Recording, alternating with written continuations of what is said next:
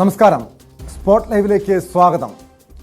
കൊച്ചി നെടുമ്പാശ്ശേരിയിൽ 2 വിദേശികളിൽ നിന്നും 30 കോടി രൂപയുടെ കൊക്കൈൻ പിടിച്ചെടുത്ത കേസിൽ പുറത്തുവരുന്നത് ഞെട്ടിപ്പിക്കുന്ന വിവരങ്ങളാണ്. വൻ മയക്കുമരുന്ന് വേട്ടയ്ക്ക് പിന്നിൽ മെക്സിക്കൻ മാഫിയ എന്ന് സൂചന. ബിസിനസ് വിസയിലാണ് പ്രതികൾ കൊച്ചിയിലെത്തിയത്.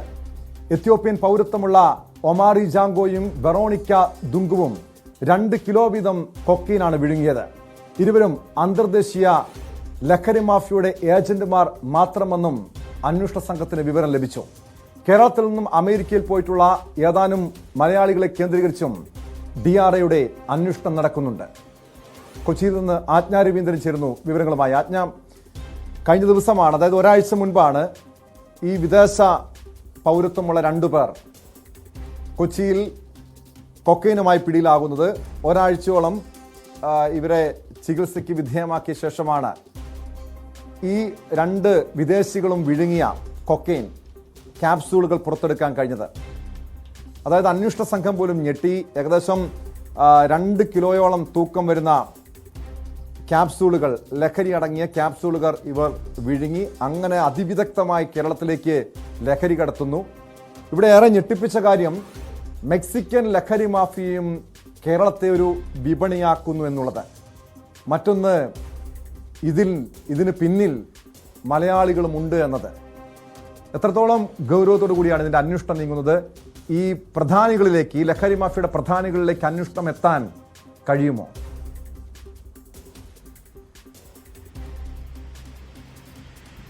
ടോം, ഈ മെക്സിക്കൻ പൗരത്വമുള്ള ഒമാറി അബ്ദുമണി ജാങ്കോയും വെറോണിക്ക അബ്രഹാം ദുങ്കുവുമാണ് കഴിഞ്ഞ ഒരാഴ്ച മുൻപേ പിടിയിലായത്. ടോം സൂചിപ്പിച്ചതുപോലെ ഒരാഴ്ചയോളം സമയമെടുത്താണ് ചികിത്സയ്ക്ക് വിധേയരാക്കിയാണ് ഇവർ വിഴുങ്ങിയ ഗുളികകൾ, കൊക്കൈൻ ഗുളികകൾ കണ്ടെത്താൻ കഴിഞ്ഞത്. 2 കിലോയോളം അത്രയും തൂക്കമുള്ള കൊക്കൈൻ ഗുളികകളാണ് ഇവർ വിഴുങ്ങിയത്.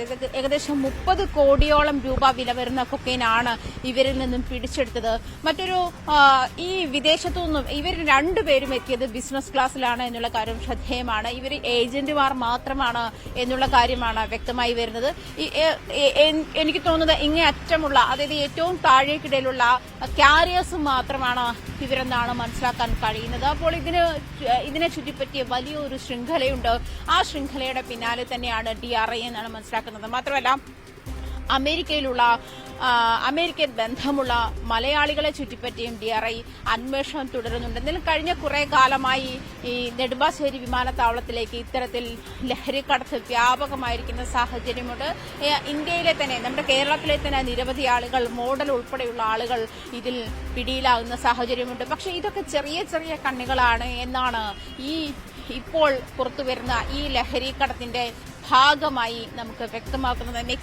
മെക്സിക്കോയിൽ നിന്നും അത്രയേറെ വലിയ അളവിലുള്ള ലഹരി കടത്തുന്നുണ്ട് എന്നാണ് നമുക്ക് മനസ്സിലാക്കാൻ കഴിയുന്നത്.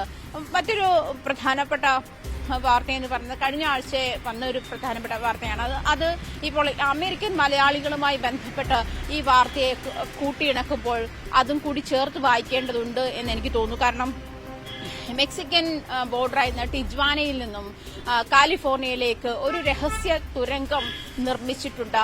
അത് അന്വേഷണത്തിൽ, ഈ സൈനികരുടെ അന്വേഷണത്തിൽ കണ്ടെത്തിയതാണ്. അത് അപ്രതീക്ഷിതമായി കണ്ടെത്തിയ ഒരു തുരങ്കമാണ്.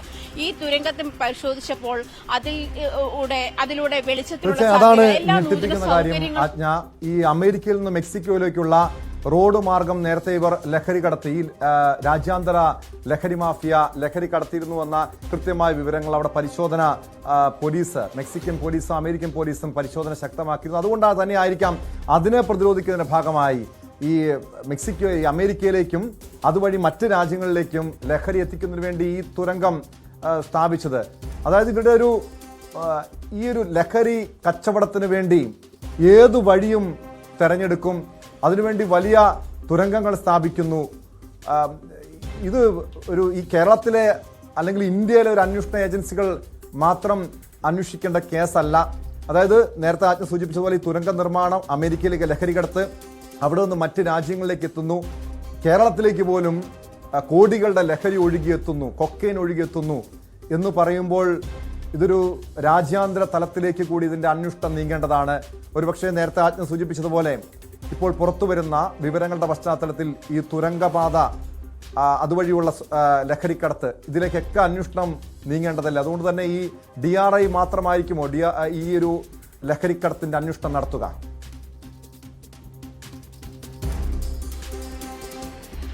ടോം സൂചിപ്പിച്ചത് ശരിയാണ്. യഥാർത്ഥത്തിൽ ഒരു രാജ്യാന്തര അന്വേഷണ ഏജൻസിയുടെ ശ്രദ്ധയിലേക്ക് ഈ അന്വേഷണം കടക്കേണ്ടതുണ്ട്. അത് ലോകോത്തര തലത്തിലുള്ള അന്വേഷണ ഏജൻസി തന്നെ ആയിരിക്കണം എന്നുള്ള കാര്യത്തിൽ സംശയമില്ല. കാരണം ഈ പറഞ്ഞതുപോലെ കാലിഫോർണിയയിലേക്ക് ഈ മെക്സിക്കോയിൽ നിന്നും ടിജ്വാനയിൽ നിന്നുള്ള തുരങ്കത്തിലെ വഴി കാലിഫോർണിയയിലേക്ക് ലഹരി കടത്തുന്നു. അത് തുരങ്കം വഴി ലഹരി കടത്തുന്നു. അത് കണ്ടെത്തി കഴിഞ്ഞിരിക്കുന്നു. പക്ഷേ ഇത് കണ്ടെത്തിയതിനകം അവിടേക്ക് എത്ര കോടി രൂപയുടെ ലഹരി ഒഴുകിയിട്ടുണ്ട്. അതുകൊണ്ട് തന്നെ ആയിരിക്കും ഒരുപക്ഷെ ഇങ്ങനെ DRI ഈ അമേരിക്കൻ മലയാളികളെ അല്ലെങ്കിൽ അമേരിക്കൻ ബന്ധമുള്ള മലയാളികളെ ചുറ്റിപ്പറ്റി കൂടി അന്വേഷണം വ്യാപകമാക്കാനുള്ള ശ്രമം ഉണ്ടായിരിക്കുന്നത്. ഇത് ഈ പിടിക്കപ്പെട്ടത് ഒരു ചെറിയ കണ്ണി മാത്രമാണ് എന്നുള്ള കാര്യം വ്യക്തമാണ്. അക്കാര്യത്തിൽ ഒരു സംശയവും DRIക്കില്ല, അല്ലെങ്കിൽ മറ്റ് അന്വേഷണ ഉദ്യോഗസ്ഥർക്കില്ല. ഈ കാര്യത്തിൽ വളരെ കൃത്യമാണ്. അത്രയേറെ വലിയ എമൗണ്ട് ലഹരി, വലിയ അളവിലുള്ള ലഹരി കേരളത്തിലേക്ക് ഒഴുകിയിട്ടുണ്ട്. ഈ പിടിക്കപ്പെട്ടത് മാത്രമാണ് ഈ പറയുന്ന 30 കോടിയുടെ, അത് ഒരുപക്ഷെ കോടിക്കണക്കിന് രൂപയുടെ അളവിലുള്ള ലഹരി കേരളത്തിലേക്ക് ഒഴുകിയിട്ടുണ്ടാകാം. അതൊക്കെ ഇവിടെ നമ്മുടെ കുഞ്ഞുങ്ങളെയൊക്കെ ബാധിക്കുന്ന തരത്തിലേക്കും നമ്മുടെ ചെറുപ്പക്കാരുടെ ഇടയിൽ വ്യാപകമാകുന്ന തരത്തിലേക്കും അതൊക്കെ എപ്പോഴേ ഒരു പക്ഷേ വിൽപ്പനയ്ക്ക് ഉള്ള സാധ്യത അത് കഴിഞ്ഞിട്ടുണ്ടാകാം എന്ന് വേണം മനസ്സിലാക്കാൻ. ഇത് പിടിക്കപ്പെട്ടതിന്റെ ഒരു ചെറിയ ഈ പിടിക്കപ്പെട്ട ഈ 2 പേർ, ഈ പറയുന്ന വെറോണിക്കയും കൂടെ ഉണ്ടായിരുന്ന മെക്സിക്കൻ പൗരനും, ഈ പിടിക്കപ്പെട്ട ആളുകൾ ഈ പറയുന്ന ഒരു ചെറു കണ്ണികൾ മാത്രമാണ് എന്നാണ് ഇതിലൂടെ വ്യക്തമാക്കുന്നത്. ഒരുപക്ഷെ ഒരുപാട് ആളുകൾ കേരളത്തിൽ തന്നെ ഇനിയും ഉണ്ടാകാം, വന്നു പോകുന്നുണ്ടാകാം, ഇത്തരത്തിൽ ലഹരി കടത്തുന്നുണ്ടാകാം.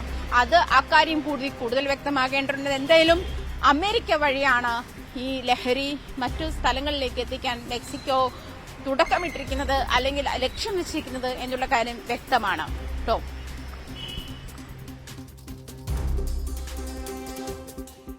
ഇപ്പോൾ നിലവിൽ ഈ 2 അംഗ സംഘം എത്യോപ്യൻ സ്വദേശികളായിട്ടുള്ള ഒമാറിയും വെറോണിക്കയും ഈ 2 പേർ പിടിയിലായിട്ടുണ്ട്. ഇവരെ വിശദമായി ചോദ്യം ചെയ്യുകയാണ്. ഇവരിൽ നിന്നും ഈ മലയാളി ബന്ധം, അമേരിക്കയിലുള്ള അല്ലെങ്കിൽ അമേരിക്കയിൽ പോയിട്ടുള്ള ഈ മലയാളികളുടെ ബന്ധം സംബന്ധിച്ചുള്ള വിവരങ്ങൾ ലഭ്യമാകുമോ? അവർ ഈ ചോദ്യം ചെയ്യലിനോട് സഹകരിക്കുന്നുണ്ടോ ആജ്ഞ?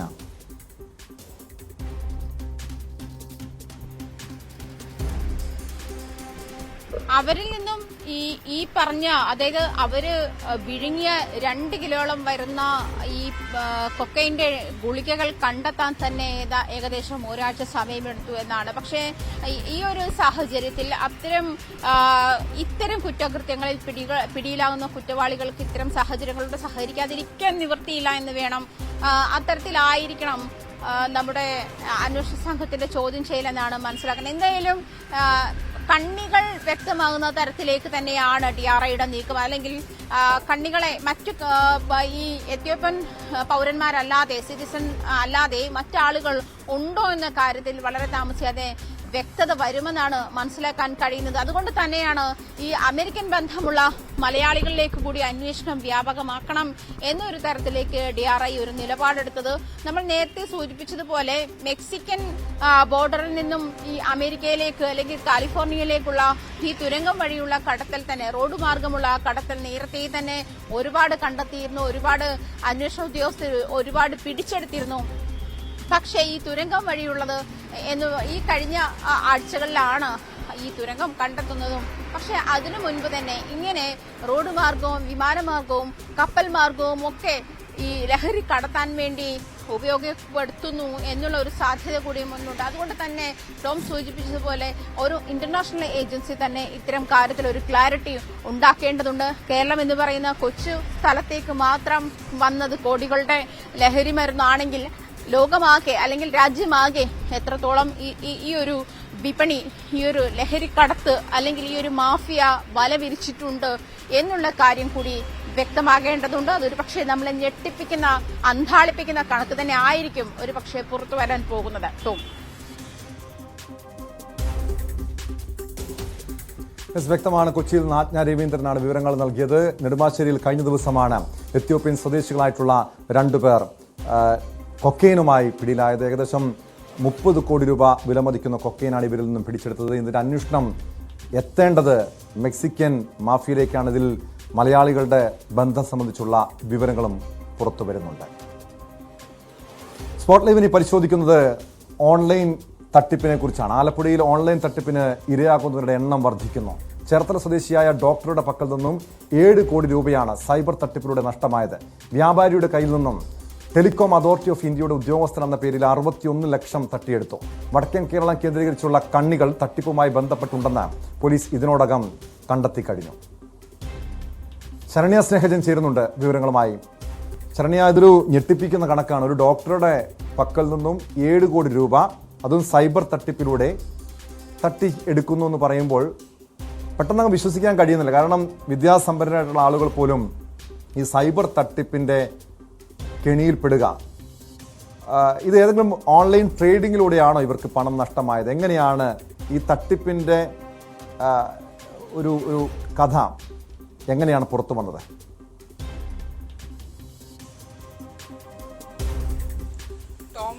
നമുക്ക് ആലപ്പുഴ ജില്ലയെ സംബന്ധിച്ചിടത്തോളം ഇപ്പോൾ അതിഭീകരമായ കണക്കുകൾ ഈ കേസുകളും ഓൺലൈൻ തട്ടിപ്പുമായി ബന്ധപ്പെട്ടുള്ള കേസുകൾ രജിസ്റ്റർ ചെയ്യപ്പെടുന്നു എന്നുള്ളതാണ്. അതിവേഗത്തിൽ കേസുകൾ പെരുകുന്നൊരു സാഹചര്യം ജില്ലയിൽ ഉണ്ടായിട്ടുണ്ട് എന്നുള്ളതാണ്.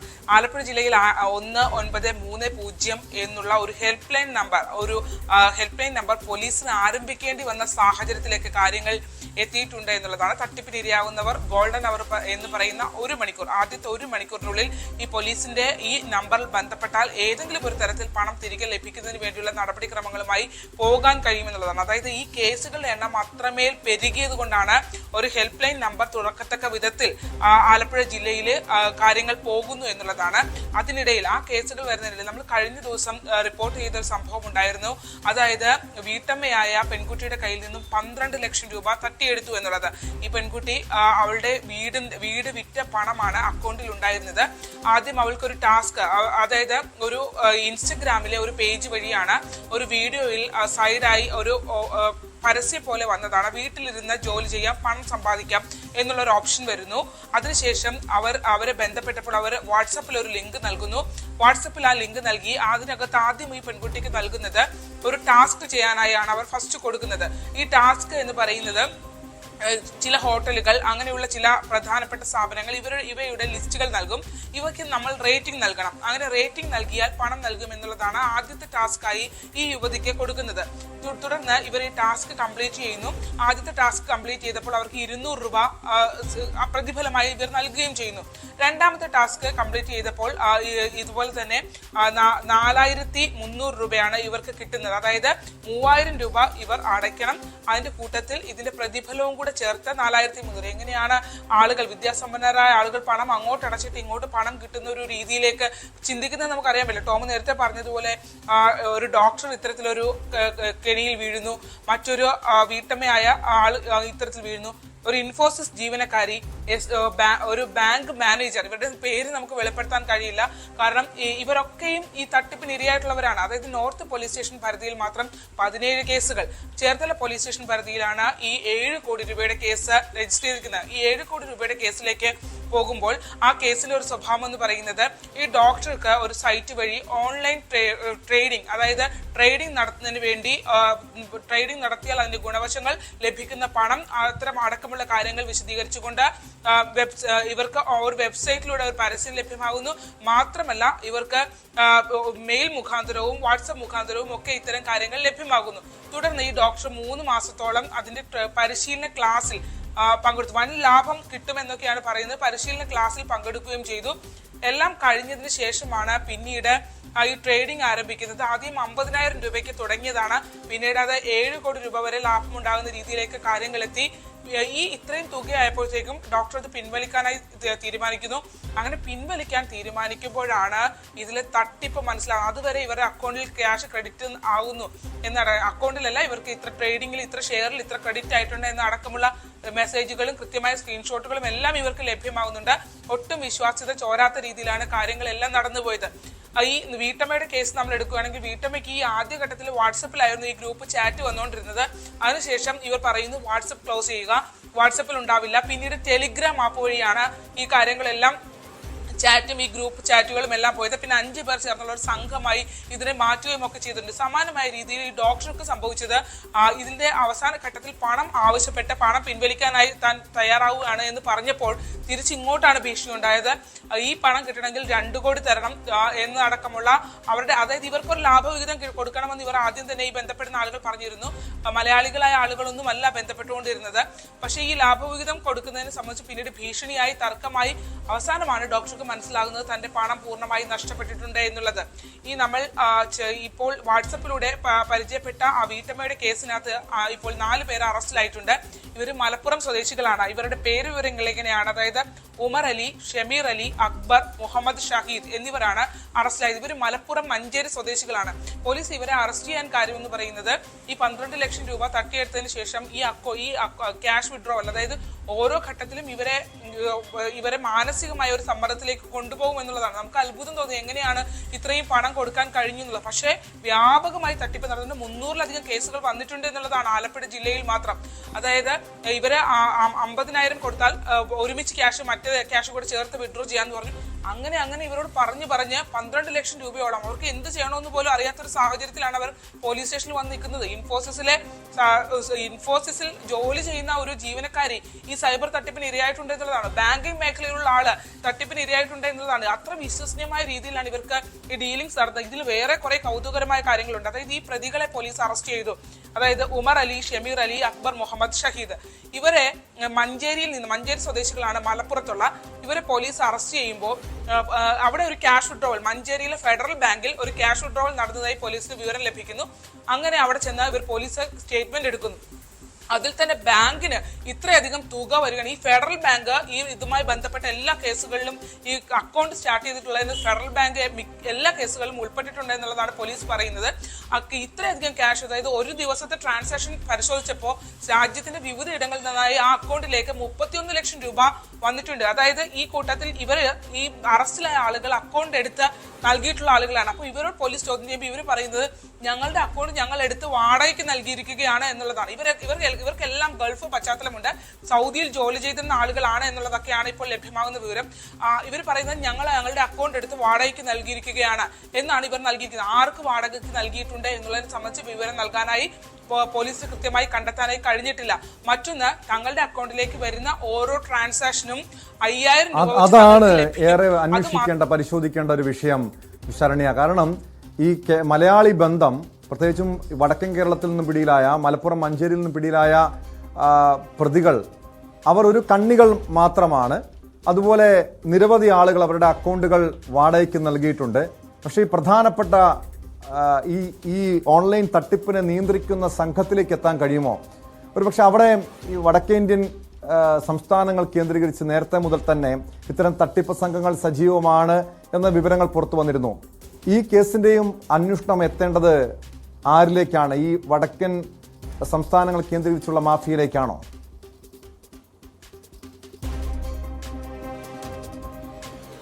കേസിനകത്ത് നല്ല അസ്വാഭാവികത ഉണ്ട് എന്നുള്ളതാണ്. അതായത് ഈ പണം പിൻവലിക്കുന്ന പണം, അതായത് ഉമർ അലി, ഷമീർ അലി, അക്ബർ, മുഹമ്മദ് ഷഹീദ് എന്നിവരാണ് അറസ്റ്റിലായിട്ടുള്ളത്. ഇതിനകത്ത് ഒരാളുടെ പിതാവിന് പണം കൈമാറിയിട്ടുള്ളതായി വിവരം ലഭ്യമായിട്ടുണ്ട്. അയാൾ ഇപ്പോൾ ഒളിവിലാണ്. അതായത് ഇപ്പോൾ പോലീസ് തെരയുന്നത് അലി അക്ബർ, മോങ്ങം മൊറയൂർ സ്വദേശിയായ അലി അക്ബറിനെ പോലീസ് അന്വേഷിക്കുന്നുണ്ട്. ഇയാൾക്ക് രാഷ്ട്രീയ പശ്ചാത്തലം ഉണ്ട് എന്നുള്ളതാണ്. അതായത് എല്ലാ രാഷ്ട്രീയ പാർട്ടികളിലെയും, CPM-ലെ ആണെങ്കിലും കോൺഗ്രസിലെ ആണെങ്കിലും ഒക്കെ നിരോധിത സംഘടനകളുടെ ആളുകളും ഒക്കെയായി ഈ കേസുകൾക്ക് ബന്ധമുണ്ട് എന്നുള്ളതാണ്. മാത്രമല്ല ബീരൻകുട്ടി എന്നുള്ള ആളെ പോലീസ് അന്വേഷിക്കുന്നുണ്ട്. ഇയാളുടെ പശ്ചാത്തലവും അന്വേഷിക്കും. പോലീസ് നിന്നത്തെ നല്ല സംശയമുണ്ട്. കാരണം ഇത് നമുക്കറിയാമല്ലോ, നമ്മുടെ പോലീസ് സ്റ്റേഷനുകളിൽ നിരവധി കേസുകളുണ്ട്. സാധാരണ ദൈനംദിനം കൈകാര്യം ചെയ്യേണ്ട ഒരുപാട് കേസുകൾ അവർക്കുണ്ട്. ആ കേസുകളുടെ കൂട്ടത്തിൽ ഈ കേസുകൾ അന്വേഷിച്ചു പോയാൽ അത് വേണ്ട വിധത്തിൽ ഫലപ്രദമായ രീതിയിൽ പോകില്ല. കാരണം കേസുകളുടെ ഒരു എണ്ണം അത്രമാത്രം കൂടുന്നുണ്ട് എന്നുള്ളതാണ്. അതുകൊണ്ട് തന്നെ ഇതിനൊരു സ്പെഷ്യൽ ടീം അത് കോർഡിനേറ്റ് ചെയ്ത അത്തരത്തിലൊരു അന്വേഷണം ഇതിലേക്ക് പോകേണ്ട സാഹചര്യം ഉള്ള കേസുകളാണ്. പ്രത്യേകിച്ച് ഈ പണം എവിടെ പോകുന്നു? കാരണം വെബ്സൈറ്റുകൾ ക്രിയേറ്റ് ചെയ്യപ്പെട്ടിട്ടുള്ളത് ഇന്ത്യയിലല്ല എന്നുള്ളതാണ്. പലതും മലേഷ്യയും സിംഗപ്പൂറും അടക്കമുള്ള ഇടങ്ങളിൽ ക്രിയേറ്റ് ചെയ്യപ്പെട്ട അക്കൗണ്ടുകളാണ്. എല്ലാവർക്കും വിദേശ പശ്ചാത്തലമുണ്ട്. അതായത് പ്രതികളായിട്ടുള്ള ആളുകൾ സൗദിയിൽ ഒരുമിച്ച് ജോലി ചെയ്തിരുന്നു എന്നുള്ള വിവരം ലഭിക്കുന്നു. ഇവർക്ക് ആ പ്രാഥമിക കാര്യം മാത്രമേ ഉള്ളൂ, പണം എങ്ങോട്ട് പോകുന്നു എന്നതിനെ സംബന്ധിച്ച്. ഇവർ വിഡ്രോ ചെയ്ത് ബീരാൻകുട്ടിക്ക് പണം നൽകിയിട്ടുണ്ട് എന്ന് പറയുന്നു. പക്ഷെ ബീരാൻകുട്ടി ഒളിവിലാണ്. ബീരാൻകുട്ടിയുടെ കയ്യിൽ നിന്ന് എങ്ങോട്ടാണ് ഇത്രയും വലിയ തുക പോകുന്നത് എന്നുള്ളത്. ഈ 31 ലക്ഷം എന്നൊക്കെ പറഞ്ഞാൽ നമ്മൾ ആലപ്പുഴയിലെ കേസ് മാത്രം ഏകദേശം 25 കോടി രൂപയോളം തട്ടിപ്പ് നടന്നിട്ടുണ്ട്. ആലപ്പുഴ ഈ നോർത്ത് പോലീസ് സ്റ്റേഷൻ പരിധിയിൽ വന്നിട്ടുള്ള കേസുകളിൽ തന്നെ 25 കോടിയോളം തട്ടിപ്പ് വന്നിട്ടുണ്ട് എന്നുള്ളതാണ്. അപ്പൊ ഇത്തരത്തിലൊരു വ്യാപകമായ തട്ടിപ്പ് നടന്നിട്ട് ഇത്രയും വലിയ തുക ഇപ്പൊ ഫെഡറൽ ബാങ്കിലാണെങ്കിൽ അവിടെ ബാങ്കിൽ പോലീസ് അന്വേഷിച്ച് ചെന്നപ്പോൾ അവർ പറഞ്ഞത് ഇവർക്ക് ഈ നമുക്കറിയാലോ, സ്വാഭാവികം നമ്മുടെ ബാങ്കിലെ അക്കൗണ്ടിലേക്ക് ഇത്രയധികം തുക ഒറ്റ ദിവസം കൊണ്ട് അതായത് 10 ദിവസം കഴിഞ്ഞാൽ ഈ അക്കൗണ്ട് പിന്നെ ഫ്രീസ് ആവുകയാണ്. അപ്പൊ ഇത്രയധികം തുക വന്നു കഴിഞ്ഞാൽ ഇത് അസ്വാഭാവികമായ ഒരു പോലീസിനെ അല്ലെങ്കിൽ റിപ്പോർട്ട് ചെയ്യേണ്ട കാര്യമുണ്ട്. പക്ഷെ അത്തരമൊരു റിപ്പോർട്ടും ഈ ബാങ്കുകളുടെ ഭാഗത്തുനിന്ന് ഉണ്ടായിട്ടില്ല എന്നുള്ളതാണ് പ്രധാനപ്പെട്ട കാര്യം. പ്രതികളെ അന്വേഷിച്ച് ചെന്നപ്പോൾ പോലീസ് അവിടെ തിരഞ്ഞെത്തിയിരുന്നു എന്നുള്ളത് ബാങ്കിലുള്ള ആളുകൾ ഈ പ്രതികളെ അറിയിച്ചിരുന്നു എന്നുള്ള വിവരം ഒക്കെ ലഭ്യമാകുന്നുണ്ട്. അപ്പോൾ ഇതിനകത്ത് എന്തോ ഒരു നിഗൂഢത ഉണ്ട് എന്നുള്ള കാര്യത്തിനകത്ത് ഒരു സംശയവുമില്ല. അത്തരത്തിൽ ഈ തുക, ഇത്രയും വലിയ തുക, അത് മറ്റ് രാജ്യവിരുദ്ധ പ്രവർത്തനങ്ങൾക്കടക്കം ഉപയോഗിക്കുന്നുണ്ടോ എന്നുള്ള സംശയം പോലീസിന് നിഴലിക്കുന്നുണ്ട് എന്നുള്ളതാണ്. ഇപ്പൊ രണ്ടാമത്തെ കേസിൽ, അതായത് നമ്മൾ നേരത്തെ സൂചിപ്പിച്ചില്ലേ 61 ലക്ഷം ഒരു വ്യവസായിയുടെ കയ്യിൽ നിന്ന് തട്ടിയെടുത്തു എന്നുള്ള കാര്യം നമ്മൾ സൂചിപ്പിച്ചില്ലേ, ആ കേസ് ആണ്. അത് മറ്റൊരു രീതിയിലുള്ള കേസാണ്. അതായത് ഇതെല്ലാം ഒരേ ദിവസങ്ങൾ, പല അടുത്തടുത്ത ദിവസങ്ങൾ സംഭവിക്കുന്ന കാര്യങ്ങളാണ്. അതായത് ഈ ചേർത്തലയിലെ വ്യവസായിക്ക് ഒരു ദിവസം, അതായത് കഴിഞ്ഞ ദിവസം ഒരു കോൾ വരുന്നു. അത് കേന്ദ്ര ടെലികോം അതോറിറ്റി ഓഫ് ഇന്ത്യയുടെ ഉദ്യോഗസ്ഥരാണ് എന്ന് പറഞ്ഞാണ് കോൾ വരുന്നത്. പറയുന്നത് താങ്കളുടെ സിം കാർഡ്, താങ്കളുടെ ആധാർ കാർഡ് ഉപയോഗിച്ച് മറ്റൊരു സിം കാർഡ് എടുത്തിട്ടുണ്ട്, അത് രാജ്യവിരുദ്ധ പ്രവർത്തനങ്ങൾക്കായി ഉപയോഗിച്ചിട്ടുണ്ട്, അതുകൊണ്ട് തന്നെ താങ്കൾക്കെതിരെ നിയമ നടപടി ഉണ്ടാകും, അതായത് രാജ്യദ്രോഹ കുറ്റം ചെയ്തു അടക്കമുള്ള നിയമ നടപടി ഉണ്ടാകും എന്ന് പറഞ്ഞാണ് ഇവരെ ബന്ധപ്പെടുന്നത്. ഓൺലൈനായി വാറന്റ് നൽകുന്നു. ഒപ്പം തന്നെ 2 മണിക്കൂറോളം ഈ വ്യവസായി ഇവർ ചോദ്യം ചെയ്യാനായി യൂണിഫോമിലുള്ള ഉദ്യോഗസ്ഥർ വീഡിയോ കോൾ മുഖാന്തരം ഇരുന്നു എന്നാണ് അവർ പറയുന്നത്. അപ്പൊ പിന്നീടാണ് ഈ കേസിൽ നിന്ന് പിൻവലിക്കണമെങ്കിൽ തുക നൽകണം, പണം നൽകണമെന്ന്. വ്യവസായി സത്യം പറഞ്ഞാൽ അത്തരത്തിൽ ഇതിനെ കൂടുതലായി ചിന്തിക്കാനോ അതായത് 2 മണിക്കൂർ അവരെ ആ വീഡിയോ കോൾ ചോദ്യം ചെയ്യുന്നു എന്നുള്ള അത്രയും സമ്മർദ്ദത്തിലൂടെ കടന്നുപോവുകയും ഇവർ ആവശ്യപ്പെട്ട തുക നൽകുകയും ചെയ്തു എന്നുള്ളതാണ്. 61 ലക്ഷം രൂപയോളം അവരെ അത്തരത്തിൽ മാനസികമായി കീഴടക്കി തുക വാങ്ങാൻ അവർക്ക് കഴിഞ്ഞു എന്നുള്ളതാണ്. അപ്പൊ ഇതൊരു ചെറിയ സംഭവമല്ല എന്നുള്ളതാണ്. ഈ യൂണിഫോമിലടക്കം ഇങ്ങനെ ഒരു വാറന്റ് ക്രിയേറ്റ് ചെയ്ത് ആ വാറന്റ് അയക്കുന്നു. അതാണ് ശരൺ, ഇതൊരു ചെറിയ സംഭവമല്ല, ഒറ്റപ്പെട്ട സംഭവമല്ല. കഴിഞ്ഞ ദിവസം മുഖ്യമന്ത്രി പിണറായി വിജയൻ നിയമസഭയിൽ സംസ്ഥാനത്തെ ഓൺലൈൻ തട്ടിപ്പുമായി ബന്ധപ്പെട്ട കണക്കുകൾ പുറത്തുവിട്ടിരുന്നു. 2023 ഡിസംബർ മുതൽ മെയ് മാസം വരെയുള്ള കണക്കുകളായിരുന്നു. അതിൽ മെയ് മാസത്തിൽ മാത്രം 181 കോടി രൂപയുടെ ഓൺലൈൻ തട്ടിപ്പ് സംസ്ഥാനത്ത് നടന്നു. ഏകദേശം ഡിസംബർ മുതലുള്ള 6 മാസ കാലയളവിൽ സംസ്ഥാനത്ത് 500 കോടി രൂപയുടെ ഓൺലൈൻ തട്ടിപ്പ് നടന്നതായിട്ടുള്ള വിവരങ്ങളാണ് മുഖ്യമന്ത്രി നിയമസഭയിൽ പറഞ്ഞത്. അതിൽ എടുത്തു പറയേണ്ടത് വലിയ ചെറിയ തുക മാത്രമാണ് തിരിച്ചുപിടിക്കാൻ കഴിയുന്നത്. മെയ് മാസത്തിൽ 181 കോടി രൂപ തട്ടിയെടുത്തുവെങ്കിൽ 1,25,00,000 രൂപ മാത്രമാണ് ഈ തട്ടിപ്പ് സംഘത്തിൽ നിന്നും വീണ്ടെടുക്കാൻ കഴിഞ്ഞത്. ഈ പരാതിയുമായി ആളുകൾ പോലീസിനെയോ അല്ലെങ്കിൽ സൈബർ സെല്ലിനെയോ സമീപിച്ചു കഴിഞ്ഞാൽ എന്തെങ്കിലും പ്രയോജനം ലഭിക്കുന്നുണ്ട്? ഇത് ചില കേസുകളിൽ പ്രതികളെ പിടികൂടാൻ കഴിയുന്നുണ്ട്, അതും ഒരറ്റത്തുള്ള ആളുകളെ മാത്രം ഈ കേസിന്റെ പ്രധാനികളിലേക്ക് എത്താൻ കഴിയുന്നില്ല. ഈ തട്ടിയെടുത്ത പണം തിരികെ ലഭിക്കുക എന്ന് പറഞ്ഞാൽ അത്ര എളുപ്പമുള്ള കാര്യമാണോ?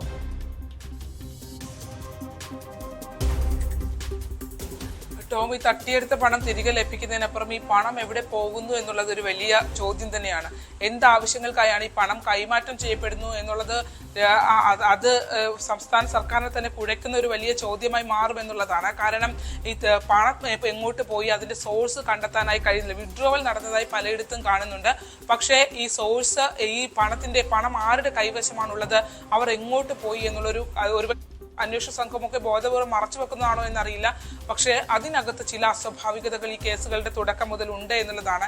ഇപ്പൊ കഴിഞ്ഞ ദിവസം 61 ലക്ഷം രൂപ തട്ടിയ കേസിൽ അറസ്റ്റിലായവര് കോഴിക്കോട് സ്വദേശികളായ മിഥിലാജ്, നിബിൽ, റിസ്വിൻ, എബിൻ ജോസ് എന്നിവരാണ്. ഇതിൽ ഈ റിസ്വിന്റെ അക്കൗണ്ട് വാടകയ്ക്കാണ് എടുത്തിട്ടുള്ളത്. റിസ്വിന്റെ അക്കൗണ്ടിൽ നിന്നും വരുന്ന പണം കൈകാര്യം ചെയ്തിരുന്നവരാണ് ഈ മിഥിലാജ്, എബിനൊക്കെ. പക്ഷേ ഇവർ നമ്മുടെ അന്വേഷണ സംഘത്തോട് ചോദിക്കുമ്പോഴും ഈ പണം എങ്ങനെയാണ് ഇവർ മാറ്റിയിട്ടുണ്ടെന്ന് വെച്ചാൽ ഇപ്പോഴും വ്യക്തമായ ഒരു ഉത്തരം അവർക്കാർക്കും നൽകാൻ കഴിയുന്നില്ല എന്നുള്ളതാണ്. അതുകൊണ്ട് തന്നെ ഇതൊരു ഈ ഒരു നിയമസഭയിൽ ഈ വിഷയം അവതരിപ്പിച്ചതിനപ്പുറത്തേക്ക് ഇതൊരു വലിയ രീതിയിലുള്ള ഒരു സ്ക്വാഡ് രൂപീകരിച്ച് അന്വേഷിക്കേണ്ട കേസുകൾ തന്നെയാണ് എന്നുള്ളതാണ്. നമുക്ക് വരുന്ന പണത്തിന്റെ അളവ് കണ്ടാൽ ഞെട്ടിപ്പോവും. അത്തരത്തിൽ ബാങ്ക് ട്രാൻസാക്ഷൻ ഡീറ്റെയിൽസ് ഒക്കെ പോലീസ് കളക്ട് ചെയ്തിട്ടുണ്ട്. പലയിടങ്ങളിൽ നിന്നാണ് ലക്ഷക്കണക്കിന് രൂപയാണ് വന്നുകൊണ്ടിരിക്കുന്നത്. ഈ വീഴുന്ന പണം വിഡ്രോ ചെയ്യപ്പെട്ടതിന് ശേഷം ഇത് എങ്ങോട്ട് പോകുന്നു എന്നുള്ള ചോദ്യം വളരെ പ്രസക്തമാണ്. ആ ചോദ്യത്തിന് ഉത്തരം കണ്ടെത്തുക തന്നെ വേണം. അത് കണ്ടെത്താൻ നമ്മുടെ ഈ സാധാരണ ദൈനംദിന കേസുകളുമായി മുന്നോട്ട് പോകുന്ന സാധാരണ പോലീസ് വ്യക്തമാണ്. സൂചിപ്പിച്ചതുപോലെ മുഖ്യമന്ത്രി നിയമസഭയിൽ ഇത്തരം പ്രഖ്യാപനങ്ങൾ നടത്തി ഇതുപോലുള്ള തട്ടിപ്പിനെ കുറിച്ച് വിവരങ്ങൾ കൈമാറി. പക്ഷേ ഇന്ന് സംസ്ഥാനത്ത് റിപ്പോർട്ട് ചെയ്യപ്പെടുന്ന കേസുകളിൽ ഏറ്റവും കൂടുതൽ ഓൺലൈൻ തട്ടിപ്പ് കേസുകളാണ്. പല രീതിയിലുള്ള തട്ടിപ്പുകൾ, AI സാങ്കേതിക വിദ്യയുടെ സഹായത്തോടെയുള്ള തട്ടിപ്പുകൾ അടക്കം, ഓൺലൈൻ ട്രേഡിങ്, അങ്ങനെ വിദ്യാസമ്പന്നർ പോലും ഇതിൻ്റെ ഇരകളാകുന്നു. പരാതി കൊടുത്താലും പലപ്പോഴും കേസ് അന്വേഷണം വഴിമുട്ടുന്ന അവസ്ഥ പോലുമുണ്ട്. ഏറെ ഗൗരവത്തോടെയാണ് ആഭ്യന്തര വകുപ്പ് ഈ വിഷയത്തെ കാണേണ്ടത്. സ്പോട്ട് ലൈവിലേക്ക് മടങ്ങിയെത്താം ഇടവേളയ്ക്ക് ശേഷം.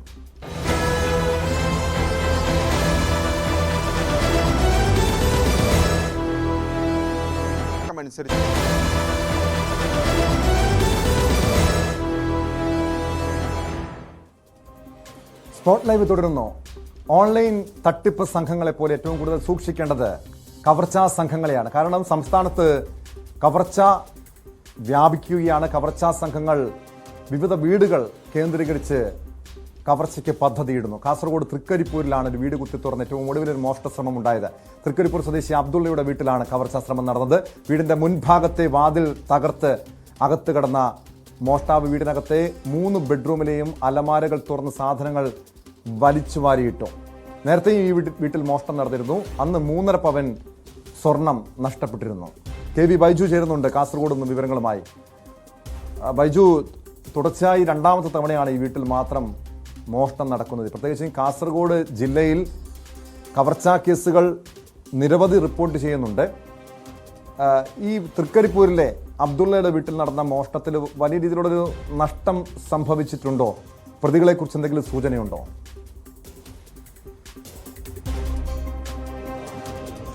ടോമെ, ഏറ്റവും പ്രധാനം കാസർഗോഡ് ജില്ലയിൽ കഴിഞ്ഞ 3 മാസത്തിനിടെ മാത്രം 15-ലേറെ കവർച്ചാ കേസുകളാണ് നടന്നത്. ഇതിൽ ഏറ്റവും കൂടുതൽ കേസുകളിലും സ്വർണം കവർച്ച ചെയ്ത സംഭവമാണ് ഉണ്ടായത്.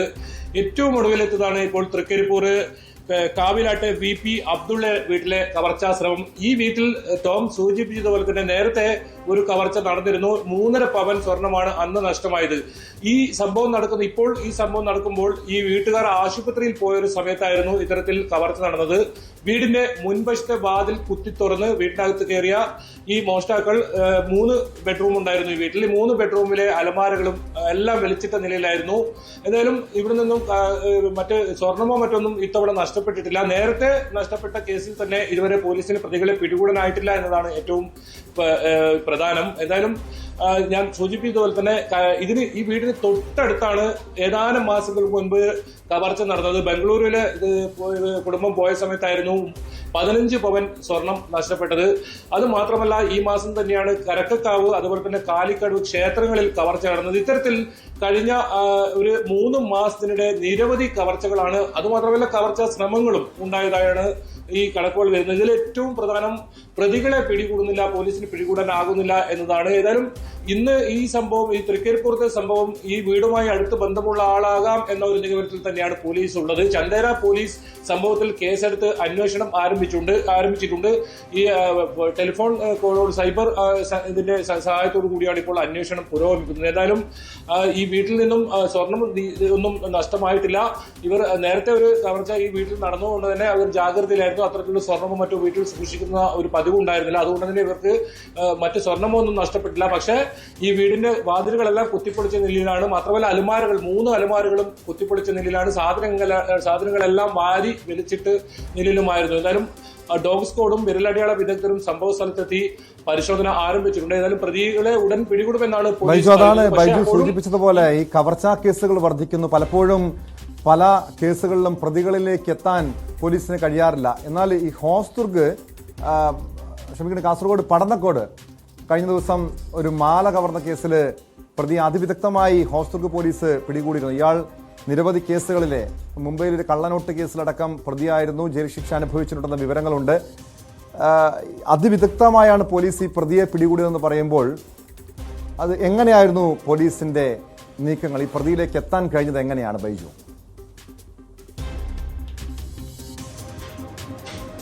തീർച്ചയായും ടോമെ, പോലീസിന്റെ ഇത്തരത്തിലുള്ള വീഴ്ചകൾ ചൂണ്ടിക്കാട്ടുമ്പോഴും പോലീസിന്റെ അന്വേഷണ മികവും നമ്മൾ എടുത്തു കാട്ടേണ്ടതുണ്ട്. അത്തരമൊരു സംഭവമാണ് കാഞ്ഞങ്ങാട് നടന്നത്. ഈ കാഞ്ഞങ്ങാട് പടന്നക്കാട് എന്ന് പറയുന്ന ഒരു സ്ഥലത്ത് 65-കാരിയായ സരോജിനി അമ്മ ഇത്തരത്തിൽ ഒരു നടന്നു പോകുന്നതിനിടയിൽ ബൈക്കിലെത്തിയ, അതായത് കോട്ട് ധരിച്ച് ബൈക്കിലെത്തിയ ഒരാൾ ഇത്തരത്തിൽ 3.5 പവൻ സ്വർണ്ണമാല തട്ടിപ്പറിച്ച് കടന്നു കളയുകയായിരുന്നു. ഈ സംഭവത്തിൽ പോലീസിന് ഒരു തുമ്പും ആദ്യം ലഭിച്ചിട്ടില്ല. 43 കിലോമീറ്റർ ദൂരത്തിലുള്ള CCTV ക്യാമറകൾ മുഴുവൻ പരിശോധിച്ചിട്ടും ഈ പ്രതിയെക്കുറിച്ച് ഏതെങ്കിലും സൂചന ലഭിച്ചിട്ടില്ല. തുടർന്നാണ് ഒരു CCTV ക്യാമറയിൽ ഒരു ബസ് ഇത്തരത്തിൽ ഈ ബസ്സിന് പോകുമ്പോൾ ഇതിന് തൊട്ടടുത്ത ഒരു ഇരുചക്ര വാഹനം കോട്ടിട്ട ഒരാൾ പോകുന്നത് ശ്രദ്ധയിൽപ്പെട്ടത്. അതോടുകൂടി ബസ്സിലെ CCTV ക്യാമറ പരിശോധിച്ചപ്പോഴാണ് കൂടുതൽ ചിത്രം തെളിഞ്ഞത്. അതിനുശേഷം ഈ മോട്ടോർ ബൈക്കിന്റെ നമ്പർ ട്രേസ് ചെയ്ത് ഇതിൽ ഈ ഉടമയുടെ മൊബൈൽ നമ്പറും ട്രേസ് ചെയ്ത് പോലീസ് സംഘം നോക്കിയപ്പോഴാണ് ഈ ബദിയെടുക്ക എന്ന ഒരു സ്ഥലത്ത് ഈ മൊബൈൽ ടവർ ലൊക്കേഷൻ പോലീസിന് ലഭിക്കുന്നത്.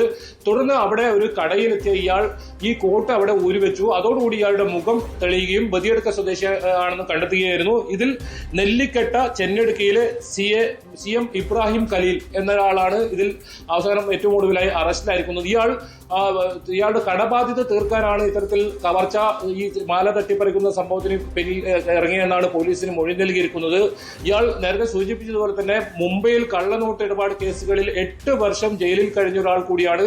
കഴിഞ്ഞ 2-3 ദിവസങ്ങളിലായി കാഞ്ഞങ്ങാടും നീലേശ്വരം ഭാഗങ്ങളിൽ പരിസര പ്രദേശങ്ങളിൽ ഇത്തരത്തിൽ ഈ കവർച്ചക്കായി ഇയാൾ കറങ്ങി നടക്കുകയായിരുന്നെന്നാണ് പോലീസിന് മൊഴി നൽകിയത്. എന്തായാലും അതിവിദഗ്ധമായി വളരെ ശാസ്ത്രീയമായ തെളിവുകൾ ശേഖരിച്ച് സൈബർ വിദഗ്ധ സഹായത്തോടു കൂടിയാണ് ഇയാളെ പോലീസിനെ ഏതായാലും വലയിലാക്കാൻ കഴിഞ്ഞത്. വലിയ കവർച്ച പരമ്പര തന്നെ ഉണ്ടാകുമായിരുന്നു. ഇയാൾ അത്തരത്തിൽ പദ്ധതിയിട്ടായിരുന്നു ഈ സംഭവത്തിന് ഇറങ്ങിയിരുന്നത്. ആ രീതിയിൽ കോട്ടൊക്കെ ഇട്ട് തിരിച്ചറിയാത്ത രീതിയിലായിരുന്നു ഇയാൾ ഈ കവർച്ചയ്ക്ക് ഇറങ്ങിയത്. ഏതായാലും പോലീസിന് ഇയാളെ പിടികൂടാൻ കഴിഞ്ഞത് ഏറെ ആശ്വാസമാണ്. ഹോസ്ദുർഗ് ഇൻസ്പെക്ടർ NP ആസ്വാദിന്റെ നേതൃത്വത്തിലുള്ള പോലീസ് സംഘമാണ് ഇയാളെ അതിവിദഗ്ധമായി പിടികൂടിയത്. ടോം,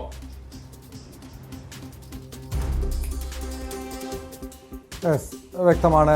കാസർഗോഡ് നിന്ന് KB ബൈജു ആണ് വിവരങ്ങൾ നൽകിയത്. കാസർഗോഡ് തൃക്കരിപ്പൂരിലുണ്ടായ കവർച്ചാ കേസ്, ആ കേസിൽ പ്രതിയെ ഇതുവരെയും കണ്ടെത്താൻ കഴിഞ്ഞിട്ടില്ല. കവർച്ചാ ശ്രമമാണ് വീട്ടിലുണ്ടായത്. അടച്ചിട്ട വീട്ടിലായിരുന്നു മോഷണം. കാര്യമായ നഷ്ടങ്ങൾ ഉണ്ടായിട്ടില്ലെങ്കിൽ പോലും അവിടുത്തെ ജനങ്ങൾ, കാസർഗോഡ് ജില്ലയിലെ ജനങ്ങൾ വലിയ ആശങ്കയിലാണ്. കാരണം രാത്രി സമയങ്ങളിൽ കവർച്ചകൾ പെരുകുന്നു. എങ്കിൽ പോലും ആശ്വാസകരമായിട്ടുള്ള കാര്യം പടന്നക്കാട് കവർച്ച, മാല പൊട്ടിച്ച കേസിലെ പ്രതിയെ പിടികൂടാൻ കഴിഞ്ഞതാണ്. സമാനമായിട്ടുള്ളൊരു കവർച്ചാ കേസുമായി ബന്ധപ്പെട്ട വാർത്തയാണ് കോഴിക്കോട് കൊടുവള്ളിയിൽ നിന്ന് വന്നത്. കൊടുവള്ളിയിൽ വീട് കുത്തി തുറന്നാണ് വൻ കവർച്ച ഉണ്ടായത്. കിഴക്കോത്ത് കച്ചേരിമുക്കിലെ ആളില്ലാത്ത വീട്ടിൽ നിന്നും 35 പവനോളം സ്വർണം അപഹരിച്ചു. ഡോഗ് സ്ക്വാഡ് ഉൾപ്പെടെ സ്ഥലത്തെത്തി പരിശോധന നടത്തി. സിദ്ദിഖ് താമരശ്ശേരി ചേരുന്നുണ്ട് വിവരങ്ങളുമായി. സിദ്ദിഖ്, കാസർഗോഡ് മോഷണത്തെക്കുറിച്ച് ബൈജു പറഞ്ഞ ഈ കാസർഗോഡ് മോഷണം നടത്താനെത്തിയ വീട്ടിൽ അവിടെ നിന്നും കള്ളനൊന്നും കിട്ടിയില്ല. പക്ഷേ ഇവിടെ ഈ കൊടുവള്ളിയിലേക്ക് വരുമ്പോൾ 35 പവനോളം സ്വർണം നഷ്ടപ്പെടുന്നു. നമ്മളിപ്പോൾ പല കേസുകളിലും നമ്മൾ പലപ്പോഴും റിപ്പോർട്ട് ചെയ്യുമ്പോൾ പറയാറുണ്ട്, സ്വർണത്തിന് വലിയ വിലയുണ്ട്. സ്വർണവും പണവും ഒന്നും വീടുകളിൽ സൂക്ഷിച്ചിട്ട് മറ്റ് യാത്രകൾ പോകരുത്. പക്ഷെ എത്ര പറഞ്ഞാലും ആളുകൾ വീണ്ടും ഇതേ രീതിയിൽ വീട്ടിൽ ഇതൊക്കെ സൂക്ഷിച്ചിട്ട് പോകും. കള്ളന്മാർ അത് മോഷ്ടിച്ചുകൊണ്ട് പോകും. പിന്നെ വലിയ കേസും മറ്റ് നടപടികളുമാകും. ഇവിടെ എങ്ങനെയാണ് മോഷണം നടന്നത്? പോലീസിന്റെ അന്വേഷണം എങ്ങനെ നീങ്ങുന്നു? ടോം, ഈ വീട്ടില് നമ്മൾ പറഞ്ഞ പോലെ തന്നെ കിഴക്കോത്ത് കച്ചേരിമുക്കിൽ താളിയിൽ മുസ്തഫ എന്നയാളുടെ വീടാണ്. ഇദ്ദേഹം പ്രവാസിയാണ്. വീട്ടിൽ ഭാര്യ നസ്നയും അതുപോലെ മക്കളുമാണുള്ളത്. ഇവർ ഈ കഴിഞ്ഞ ശനിയാഴ്ച രാവിലെ വീട്ടിൽ നിന്നും ഇവരുടെ സ്വന്തം വീട്ടിലേക്ക് പോയി. എന്നാൽ ഞായറാഴ്ച രാവിലെ തൊട്ടടുത്ത വീട്ടിലുള്ള ഈ മുസ്തഫയുടെ മാതാവ് ഇവിടെ വീട്ടിൽ എത്തി നോക്കിയ സമയത്ത്, കാരണം രാത്രിയിൽ വീട്ടിൽ ആളില്ലാത്തത് കൊണ്ട് തന്നെ പിറ്റേ ദിവസം രാവിലെ തൊട്ടടുത്ത വീടായി ഇവര് വെറുതെ വന്നു നോക്കിയതാണ്. വന്നു നോക്കിയ സമയത്താണ് പിൻഭാഗത്ത് അടുക്കളയുടെ ഭാഗം ഗ്രില്ലിന്റെ പൂട്ട് തകർത്ത നിലയിൽ വാതിൽ തുറന്നിട്ട നിലയിലായിട്ട് കാണുന്നത്. ഈ സമയത്ത് ഇവർ കരുതി വാതിൽ അടക്കാൻ മറന്നതോ മറ്റോ ആയിരിക്കാം എന്നാണ് കരുതിയത്. എന്നാൽ അടുക്കള വാതിൽ നോക്കുന്ന സമയത്ത് ഇവിടെ ഈ വാതിലിന്റെ ലോക്ക് പൊളിച്ചിട്ടതായിട്ട് കാണുന്നു. ഈ സമയത്ത് ഇവർക്ക് സംശയം വന്നു. മാത്രമല്ല ചെറിയ രീതിയിലുള്ള വസ്തുക്കളൊക്കെ വാരി വലിച്ചിട്ട രീതിയിലും ഇവർ അടുക്കള ഭാഗത്ത് കാണുന്നു. അങ്ങനെ ഇവരുടെ മുസ്തഫയുടെ മാതാവ് മറിയ ഉടൻ തന്നെ വീട്ടിലുള്ള മറ്റുള്ള ആളുകളെ വിളിക്കുകയും അതുപോലെ നസ്ലിനെ വിളിച്ച് അറിയിക്കുകയുമായിരുന്നു. അങ്ങനെ ഇവർ വീടിന്റെ 1ാം നിലയിൽ പോയി പരിശോധിച്ച സമയത്താണ് ഇവിടെയുള്ള അലമാരയിൽ സൂക്ഷിച്ചിരുന്നത് ഏകദേശം 32 പവൻ എന്നാണ് ഇപ്പോൾ കണക്കാക്കിയിട്ടുള്ളത്. നേരത്തെ നമുക്ക് 35 പവനോളം എന്നൊരു വിവരം ലഭിച്ചിരുന്നു. എന്നാൽ 32 പവൻ എന്ന് കണക്കാക്കിയിട്ടുണ്ട്. ഏതായിരുന്നാലും ഇവരുടെ നസ്നയുടെയും അതുപോലെ മക്കളുടെയും ആഭരണങ്ങളാണ്. ഇവർ സ്വന്തം വീട്ടിലേക്ക് പോകുന്ന സമയം ആയതുകൊണ്ട് ഈ ആഭരണങ്ങൾ ഉപയോഗിക്കാതെ അവിടെ അലമാരയിൽ പൂട്ടി വെച്ചതായിരുന്നു. ഈ അലമാരയുടെ ലോക്കും തകർത്തിട്ടാണ് മോഷണം നടത്തിയിട്ടുള്ളത്. ഇവിടെ എത്തിയിട്ടുള്ള ഡോഗ് സ്ക്വാഡ് പോലീസ് നായ ഇവിടെ നിന്ന് ചില വസ്തുക്കളുടെ മണം പിടിച്ച് വീടിന് പിൻവശത്ത് കൂടെയും അതുപോലെ ഇവരുടെ തറവാട് വീടായിട്ടുള്ള ആ വീടിന്റെ പിൻവശത്ത് കൂടെയും പോയി പിന്നീട് റോഡിലേക്ക് എത്തി. റോഡിൽ നിന്ന് ചെറിയൊരു പോക്കറ്റ് റോഡിലുള്ള മറ്റൊരു ഊട് വഴിയിലേക്ക് എത്തി. റോഡിന്റെ മറുവശത്ത് കുറച്ച് അല്പം മുന്നോട്ട് പോയിട്ടുള്ള മറ്റൊരു ഭാഗത്തേക്ക് എത്തി. വീണ്ടും ഒരു തവണ കൂടെ ഈ പോലീസ് നായ ഇത്തരത്തിൽ മണം പിടിപ്പിച്ച സമയത്തും ഇതേ രീതിയിൽ തന്നെ ഈ ഭാഗത്തേക്കാണ് പോലീസ് നായ ഓടിയിരിക്കുന്നത്. അതായിരുന്നാലും ഈ ഭാഗത്ത് എത്തി അവിടെ നിന്നും മോഷ്ടാവ് വാഹനത്തിൽ കയറിയോ മറ്റോ രക്ഷപ്പെട്ടു എന്നാണ് മനസ്സിലാവുന്നത്. ഈ പ്രദേശത്തൊന്നും CCTV ക്യാമറ ഇല്ല എന്നുള്ളതാണ് മറ്റൊരു പ്രശ്നം. ഈ വീട്ടിലോ അതുപോലെ പരിസരത്തോ തൊട്ടടുത്തൊരു ചെറിയ വ്യാപാര സ്ഥാപനങ്ങളൊക്കെ ഉണ്ട്. എന്നാൽ അവിടെയൊന്നും CCTV ക്യാമറ ലഭ്യമല്ല. അതുകൊണ്ട് തന്നെ ഇത്തരത്തിലുള്ള സൂചനകളൊന്നും പോലീസിന് ലഭിച്ചിട്ടില്ല. ഇനി ആകെയുള്ള ഒരു ആശ്വാസം വിരലടയാളമാണ്. വിരലടയാളം പോലീസ് ശേഖരിച്ചിട്ടുണ്ട്. ഇതിൽ നിന്ന് ഏതെങ്കിലും രീതിയിലുള്ള തെളിവുകൾ ലഭിക്കും എന്നാണ് പോലീസ് പ്രതീക്ഷിക്കുന്നത്. അതോടൊപ്പം തന്നെ സൈബർ സെല്ലിന്റെ സഹായവും പോലീസ് തേടിയിട്ടുണ്ട്. സൈബർ സെല്ലിൽ ഏതെങ്കിലും രീതിയിലുള്ള മൊബൈൽ ടവർ ലൊക്കേഷൻ പരിശോധന ആ രീതിയിലുള്ള ചില കാര്യങ്ങൾ നടക്കുന്നു. ഏതായാലും വലിയ ഭീതി പ്രദേശത്തെ ആകെ ഭീതിയിലാക്കിയിട്ടുള്ള ഒരു സംഭവം തന്നെയാണ് നടന്നിരിക്കുന്നത്. തൊട്ടടുത്ത വീട്ടിൽ ആളുകളുണ്ട്. ഇവർ പറയുന്നത് രാത്രിയിൽ ചെറിയ ശബ്ദം 12:15 കൂടി വീടിന്റെ പിൻഭാഗത്ത് നിന്ന് ചെറിയ ശബ്ദങ്ങൾ കേട്ടിരുന്നു എന്നാണ്. അതുപോലെ തന്നെ ഇവരുടെ വീടിന്റെ അടുക്കള ഭാഗത്തെ ഗ്രില്ലിന് തട്ടിയതായിട്ടുള്ള ഒരു സൂചന ഇവർ പറയുന്നു. പോലീസിന് എന്തെങ്കിലും സൂചനയുണ്ടോ സിദ്ദിഖ്, ഈ വീടുമായി അടുപ്പമുള്ളവരോ? കാരണം ഇവിടെ കാര്യമായി ഇതിനു മുൻപ് ഈ കവർച്ചാ കേസുകൾ റിപ്പോർട്ട് ചെയ്യാത്തൊരു സ്ഥലമായതുകൊണ്ട് ചോദിക്കുകയാണ്. ഈ വീടുമായി അടുപ്പമുള്ളവരോ മറ്റോ ആണോ ഈ മോഷണത്തിന് പിന്നിൽ? അതോ സാധാരണഗതിയിൽ നമുക്കറിയാം ഇതര സംസ്ഥാന സംഘങ്ങളടക്കം കവർച്ചയുമായി ബന്ധപ്പെട്ട് നാട്ടിൽ ഇറങ്ങിയിട്ടുണ്ട്. അങ്ങനെയുള്ള ഏതെങ്കിലും ഇതര സംസ്ഥാന കവർച്ചാ സംഘത്തിലേക്കാണ് അന്വേഷണം നീങ്ങുന്നതോ ഈ കുടുംബവുമായി ബന്ധപ്പെട്ടുള്ള അവരിലേക്കാണോ? ടോം, ഈ കുടുംബവുമായി ബന്ധപ്പെട്ടവർ എന്ന് പറയാൻ കഴിയില്ല. എന്നാൽ ഈ കുടുംബത്തെ കൃത്യമായി അറിയുന്നവർ എന്ന് പറയേണ്ടി വരും. കാരണം ശനിയാഴ്ച രാവിലെയാണ് ഇവർ വീട്ടിൽ നിന്ന് പോകുന്നത്. ഈ ഒരു ദിവസം കൃത്യമായി മനസ്സിലാക്കി ഇവർ വീട്ടിലില്ല എന്ന് മനസ്സിലാക്കിയാണ് മോഷ്ടാവ് എത്തിയത് എന്ന് പറയേണ്ടി വരും. അതിനാൽ തന്നെ അല്ലെങ്കിൽ പരിസരം കൃത്യമായി നിരീക്ഷിച്ച രീതിയിലുള്ള ആളുകളാവണം.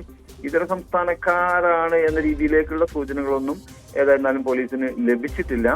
ഈ പ്രദേശത്തെ ഊടുവഴികൾ ഉൾപ്പെടെ കൃത്യമായി മനസ്സിലാക്കിയിട്ടുള്ള ആളുകളാവണം എന്നാണ് പോലീസ് കരുതുന്നത്. ഏതായിരുന്നാലും ഈ വിഷയത്തിൽ പോലീസ് അതീവ ജാഗ്രതയോടെ തന്നെ അന്വേഷണം നടത്തുന്നുണ്ട്.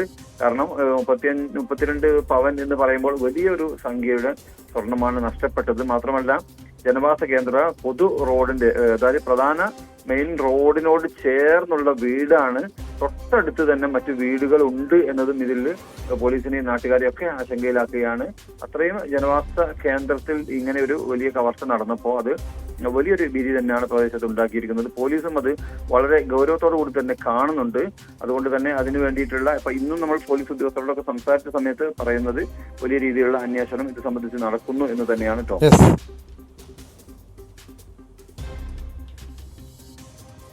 വ്യക്തമാണ്. സിദ്ദിഖാണ് താമരശ്ശേരിയിൽ നിന്നും വിവരങ്ങൾ നൽകിയത്. കോഴിക്കോട് കൊടുവള്ളിയിലെ അടച്ചിട്ട വീടിൽ നിന്നാണ് 35 പവനോളം സ്വർണം മോഷ്ടാക്കൾ കൊണ്ടുപോയത്. കവർച്ചാ സംഘങ്ങളെ കേന്ദ്രീകരിച്ച് പോലീസ് അന്വേഷണം ഊർജിതമാക്കിയിരിക്കുകയാണ്. സ്പോട്ട് ലൈവിനി പരിശോധിക്കുന്നത് ഒരു സഹകരണ ബാങ്കിലെ തൃശൂർ മാള സഹകരണ ബാങ്കിലെ തട്ടിപ്പ് കേസാണ്. മാള സഹകരണ ബാങ്കിലും കരുവന്നൂർ മോഡൽ തട്ടിപ്പാണ് നടന്നത്. വർഷങ്ങളായി കോൺഗ്രസ് ഭരിക്കുന്ന മാള സർവീസ് സഹകരണ ബാങ്കിലാണ് ക്രമക്കേട് കണ്ടെത്തിയത്.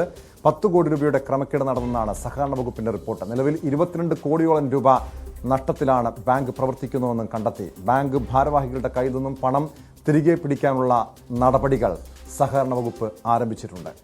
ഡാനി ഇപ്പോൾ ചേരുന്നു വിവരങ്ങളുമായി. ഡാനി, കരുവന്നൂർ മോഡൽ തട്ടിപ്പെന്ന് പറയുമ്പോൾ ഈ വഴിയില്ലാത്ത സ്ഥലത്തിനാണ് ഇത് കൃത്യമായി വായ്പ നൽകുക, ലേലം ലോൺ എടുത്ത തുകയേക്കാളും കുറച്ച് നൽകുക, അങ്ങനെ അതിവിദഗ്ധമായി നടന്നിട്ടുള്ളൊരു തട്ടിപ്പാണ്. ഇതിന് നിലവിൽ സഹകരണ വകുപ്പ് നടപടികൾ ആരംഭിച്ചിട്ടുണ്ട്. ഒരു ക്രിമിനൽ കേസിലേക്ക് കാര്യങ്ങൾ നീങ്ങുന്നുണ്ടോ? നിലവിൽ ഈ തട്ടിപ്പ് കേസ് ഏത് ഏജൻസിയാണ് അന്വേഷിക്കുന്നത്?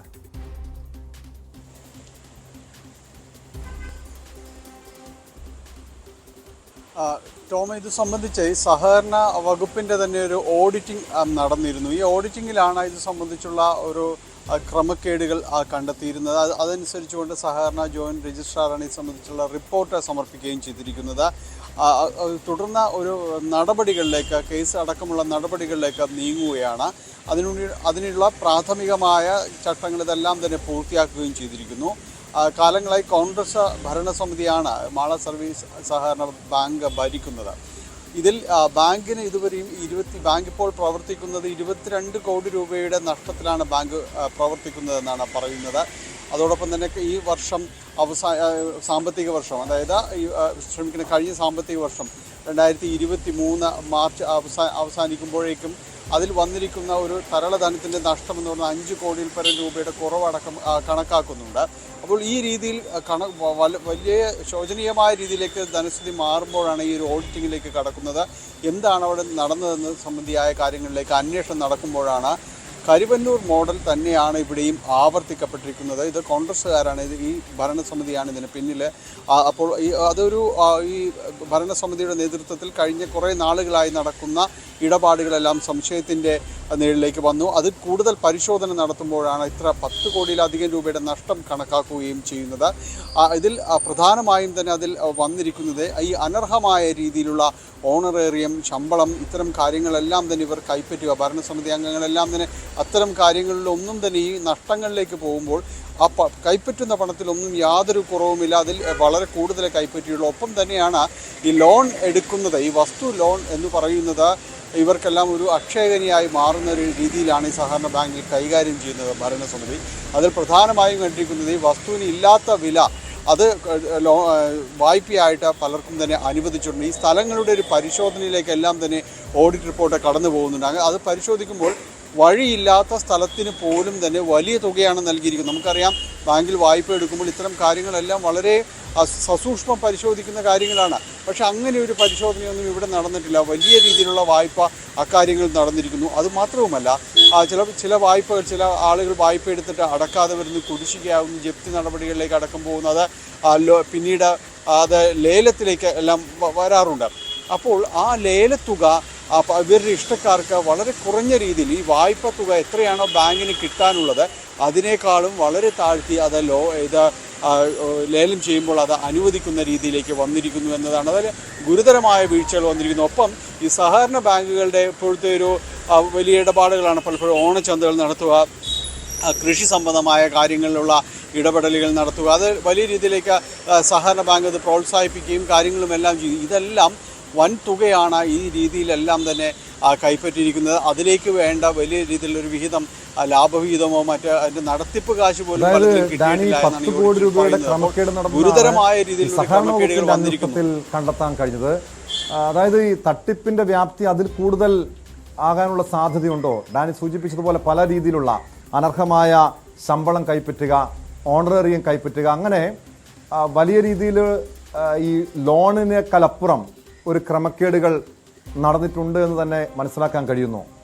ഈ 10 കോടിയിൽ മാത്രം ഒതുങ്ങുമോ ഈ തട്ടിപ്പ്? ഒരുപക്ഷെ കൂടുതൽ വിശദമായി പരിശോധിച്ചാൽ, അന്വേഷിച്ചാൽ ഈ തട്ടിപ്പിന്റെ ഒരു വ്യാപ്തി വ്യക്തമാകുമോ?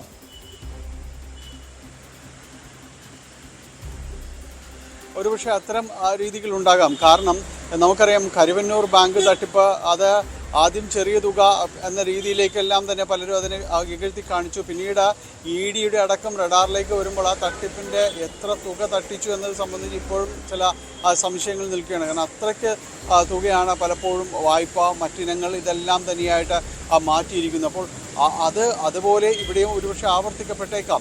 അത് സംബന്ധിച്ച് കൂടുതൽ അന്വേഷണം നടത്തണമെന്ന് പറയുന്നു. ഇപ്പോൾ വന്നിരിക്കുന്ന ഒരു ശുപാർശ എന്ന് പറയുന്നത് ഈ ഭരണസമിതി അംഗങ്ങൾ, ഇപ്പോഴത്തെയും അതോടൊപ്പം തന്നെ മുൻപത്തെയും ഉണ്ടായിരുന്ന ഭരണസമിതി അംഗങ്ങളിൽ നിന്ന് ഈ തുക ഈടാക്കണം. ഏതാണ്ട് 10 കോടിയിലധികം രൂപ നഷ്ടം വന്നതായി കണ്ടെത്തിയിട്ടുള്ള ഈ തുക ഇവരിൽ നിന്ന് ഈടാക്കണം. സഹകരണ ബാങ്കിൻ്റെ ചട്ടം അനുസരിച്ചുകൊണ്ട് അതിൽ ഈടാക്കാനുള്ള പ്രൊവിഷൻസ് ഉണ്ട്. അപ്പോൾ അവരിൽ നിന്ന് ഈടാക്കണമെന്ന് ചൂണ്ടിക്കാണിച്ചുകൊണ്ടുള്ള രജിസ്ട്രാറിൻ്റെ റിപ്പോർട്ടാണ് ഇപ്പോൾ വന്നിരിക്കുന്നത്. അപ്പോൾ അത്രയും തുക ഏതാണ്ട് തട്ടിയെടുത്തു എന്ന് സംബന്ധിച്ച് വളരെ വ്യക്തമായ കണക്കുകളുണ്ട് നിലവിലെ കണക്കുകൾ പ്രകാരം. അതുകൂടാതെ ഈ വായ്പ ഇരട്ടിപ്പ് എന്നത് സംബന്ധിച്ച് എത്രത്തോളം തുക വന്നിട്ടുണ്ട് എന്ന് അത്തരം കാര്യങ്ങൾ കണക്ക് കൂട്ടണമെങ്കിൽ കൂടുതൽ അന്വേഷണം നടത്തേണ്ടതുണ്ട്. അതോടൊപ്പം തന്നെ ഈ ആർക്കെങ്കിലും ഇത് സംബന്ധിയായ പരാതികൾ വന്നിട്ടുണ്ടെങ്കിൽ അവരുടെ ഈ വസ്തുക്കൾ ഈ മറ്റു രീതിയിലേക്കെല്ലാം തന്നെ ക്രയവിക്രയമോ അതോടൊപ്പം തന്നെ വായ്പ അധിക തുക അനുവദിച്ചായിട്ട് കണ്ടെത്തലോ എന്തെങ്കിലും ഉണ്ടായിട്ടുണ്ടെങ്കിൽ അത്തരം കാര്യങ്ങൾ സൂക്ഷ്മമായ പരിശോധനകൾ നടത്തി വേണം പോകാൻ. എങ്കിൽ മാത്രമേ ഒരു യഥാർത്ഥ തട്ടിപ്പിൻ്റെ ചിത്രം വ്യക്തമാവുകയുള്ളൂ. അപ്പോൾ അത്തരം കാര്യങ്ങളിൽ ഒരു കൂടുതൽ അന്വേഷണം നടത്തിയാൽ അത് വലിയ തുകയിലേക്ക് നീങ്ങിയേക്കാം. കാരണം നമുക്ക് ഉള്ള ചരിത്രം കരുവന്നൂർ മോഡലെല്ലാം തന്നെ ആ രീതിയിലുള്ളതാണ്. അപ്പോൾ ഇത്തരം തട്ടിപ്പുകൾ കോപ്പിയാക്കുന്നതിന് രാഷ്ട്രീയ ഭേദമൊന്നും എവിടെയും ഇല്ല എന്ന് തന്നെയാണ് ഇതിൽ തെളിയുന്ന മറ്റൊരു ചിത്രം. അതിനെല്ലാം ഒരു തത്വശാസ്ത്രമേ ഉള്ളൂ, സാമ്പത്തിക ശാസ്ത്രമേ ഉള്ളൂ. അത് തട്ടിയെടുക്കുക എന്നത് മാത്രമാണ്. സാധാരണക്കാർ ഇതിൻ്റെ കൂടുതൽ അതിൻ്റെ ആഘാതം അനുഭവിക്കുക എന്നതാണ്. അപ്പോൾ ഇത്തരം കാര്യങ്ങൾക്ക് തടയിടുന്നതിന് വേണ്ടിയാണ് സഹകരണ വകുപ്പിൻ്റെ ഇപ്പോൾ ഒരു നടപടികളിലേക്ക് അടക്കം കടന്നിരിക്കുന്നത്. ഇനി ഒരുപക്ഷെ കൂടുതൽ അന്വേഷണവും ഈ കാര്യങ്ങളിൽ ഉണ്ടായേക്കാം.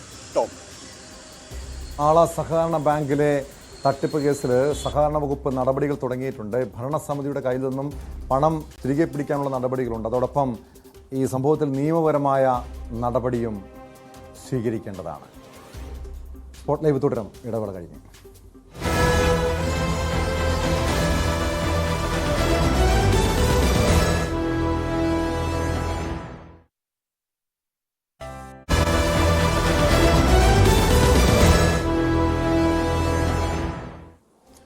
സ്പോട്ട് ലൈവ് തുടരുന്നു.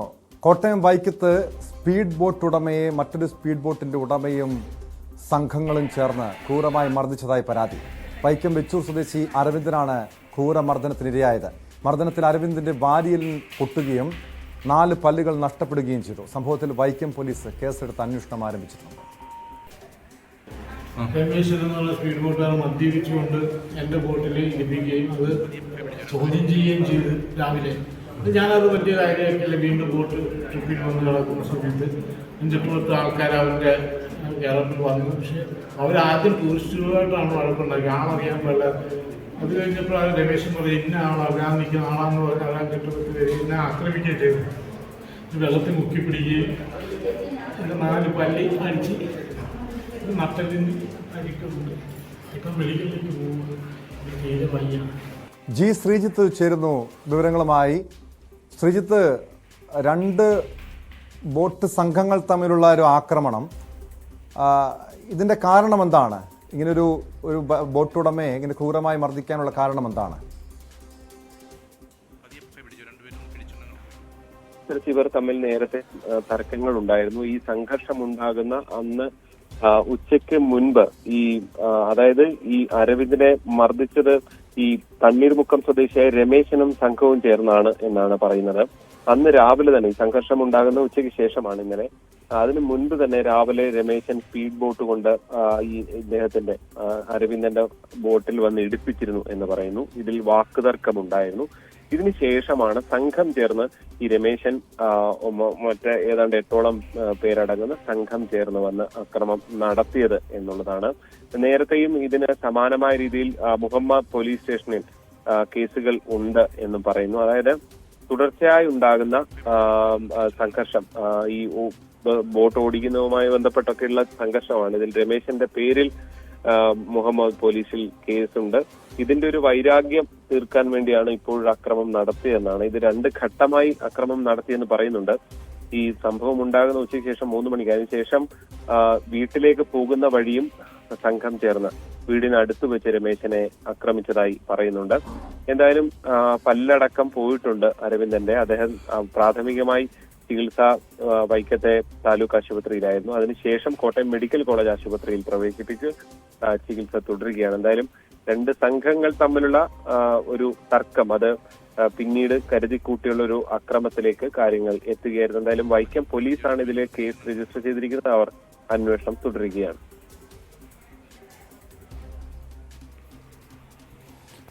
നിലവിൽ ഈ പ്രതികളെക്കുറിച്ച് പോലീസിന് വിവരം ലഭിച്ചിട്ടുണ്ട്. ഈ മർദ്ദനത്തിനിരയായ അരവിന്ദൻ മൊഴി നൽകിയിട്ടുണ്ട്. ഏതൊക്കെ വകുപ്പുകൾ പ്രകാരമാണ് ശ്രീജിത്ത് കേസെടുത്തിരിക്കുന്നത്, ഈ പ്രതികൾക്കെതിരെ കേസെടുത്തിരിക്കുന്നത്? ഇവരെ കണ്ടെത്താൻ ഉള്ള പോലീസിന്റെ നീക്കങ്ങൾ എങ്ങനെ പുരോഗമിക്കുന്നു? പോലീസ് ഇവരെ കണ്ടെത്താനുള്ള ശ്രമം തുടരുന്നു എന്നാണ് നമുക്ക് മനസ്സിലാകുന്നത്. ഇതുവരെയും ആരുടെയെങ്കിലും അറസ്റ്റ് രേഖപ്പെടുത്തിയതായിട്ടുള്ള വിവരമില്ല. പ്രത്യേകിച്ച് തണ്ണീർമുക്കം ഉൾപ്പെടെയുള്ള മേഖലകൾ, അതായത് വൈക്കം, തണ്ണീർമുക്കം സ്വാഭാവികമായിട്ടും ആലപ്പുഴ ജില്ലയിൽ വരുന്നതാണ്. മുഹമ്മ പോലീസ് സ്റ്റേഷൻ പരിധിയൊക്കെയാണ്. അപ്പോൾ നേരത്തെ തന്നെ കേസിൽ ഒക്കെയുള്ള ആള് കൂടിയാണ് രമേശൻ എന്നാണ് പറയുന്നത്. അതുകൊണ്ട് തന്നെ ഇവരെ കണ്ടെത്തുക എളുപ്പമാണ്. എന്തായാലും ശാരീരികമായ അക്രമം ഉണ്ടായിട്ടുണ്ട്. തീർച്ചയായും ദൃക്സാക്ഷികളുടെ മൊഴിയെല്ലാം ഇതിൽ പ്രധാനപ്പെട്ടതാണ്. വിനോദസഞ്ചാരികളടക്കം ഈ മേഖലയിൽ ഉണ്ടായിരുന്നു എന്നാണ് മനസ്സിലാക്കുന്നത്. കേവലം ഏകപക്ഷീയമായ അക്രമമാണോ അതോ അരവിന്ദന്റെ ഭാഗത്തു നിന്നും പ്രകോപനം ഉണ്ടായിട്ടുണ്ടോ, അത്തരം അക്രമം ഉണ്ടായിട്ടുണ്ടോ, ഇത്തരം കാര്യങ്ങളെല്ലാം പോലീസ് പരിശോധിച്ച് വരികയാണ്. എന്തായാലും ക്രൂരമായ അക്രമത്തിന് ഇരയാകുകയായിരുന്നു അരവിന്ദൻ എന്ന അദ്ദേഹത്തിന്റെ ശാരീരിക അവസ്ഥ തന്നെ മനസ്സിലാക്കുമ്പോൾ നമുക്ക് വ്യക്തമാകുന്നതാണ്. എന്തായാലും പോലീസ്, വൈക്കം പോലീസ് ഈ അരവിന്ദനെ ആക്രമിച്ച കേസിൽ അറസ്റ്റുകളിലേക്ക് കടക്കാനുള്ള ശ്രമം തുടരുന്നു എന്നാണ് നമുക്ക് ഏറ്റവും ഒടുവിൽ ലഭിക്കുന്ന വിവരം.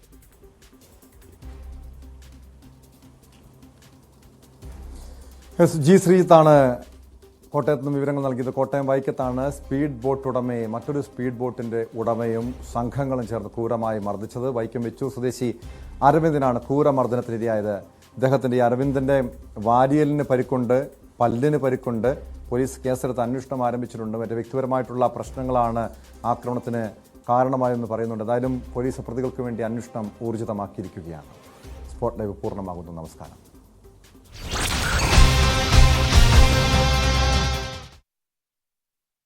ഇതിൽ